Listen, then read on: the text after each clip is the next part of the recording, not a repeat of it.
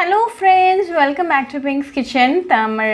இன்னைக்கு நம்ம இன்ஸ்டன்ட்டான கோதுமை ஆப்பம் எப்படி செய்யறதுன்னு தான் பார்க்க போறோம். இது ரெகுலரா இருக்கக்கூடிய ஆப்பமோட அதே டேஸ்ட் அப்படியே இருக்கும். ரொம்ப ஈஸியா பண்ணிடலாம். ரொம்ப குயிக்கான ரெசிபி. சோ அந்த ரெசிபியை பார்க்கறதுக்கு முன்னாடி இதுக்கு தேவையான பொருட்கள் என்னென்னன்னு பார்த்துட்டு வந்துடலாம். ஒரு மிக்சிங் பவுல்ல 1 கப் அளவுக்கு வெதுவெதுப்பான தண்ணி சேர்த்துக்கோங்க. இது கூட 1 டீஸ்பூன் ஈஸ்ட், அப்புறமா 1 டேபிள்ஸ்பூன் சுகர் சேர்த்துக்கோங்க. இதை நல்லா மிக்ஸ் பண்ணி விட்டுருங்க. இது ஒரு 10 நிமிஷம் அப்படியே இருக்கட்டும்.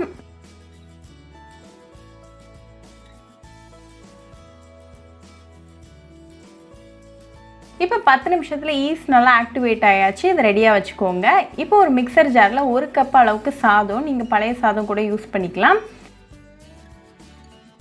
1 கப் கோதுமை மாவு, 1 டேபிள்ஸ்பூன் துருவின தேங்காய், 1/2 டீஸ்பூன் உப்பு, அப்புறமா நம்ம ரெடி பண்ணி வச்சுருக்க அந்த ஈஸ்ட் மிக்சரை சேர்த்துக்கோங்க. இதை நல்லா அரைச்சி எடுத்துகிட்டு வந்துடலாம்.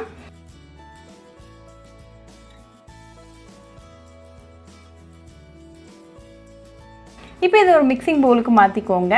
இப்போ நமக்கு கோதுமை ஆப்பம் பேட்டர் சூப்பராக ரெடி ஆயாச்சு. இப்போ போய் ஆப்பம் எப்படி செய்கிறதுன்னு பார்த்துடலாம். ஒரு ஆப்ப சட்டியை சூடு பண்ணிக்கோங்க. 1 கரண்டி அளவுக்கு மாவு உள்ளே சேர்த்துட்டு இந்த மாதிரி விரித்து விட்டுருங்க.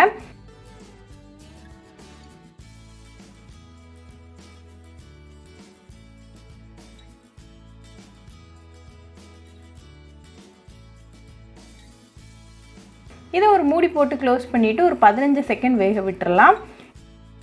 இப்போ 15 செகண்ட் ஆயாச்சு. ஸோ ஓப்பன் பண்ணி பார்க்கலாம்.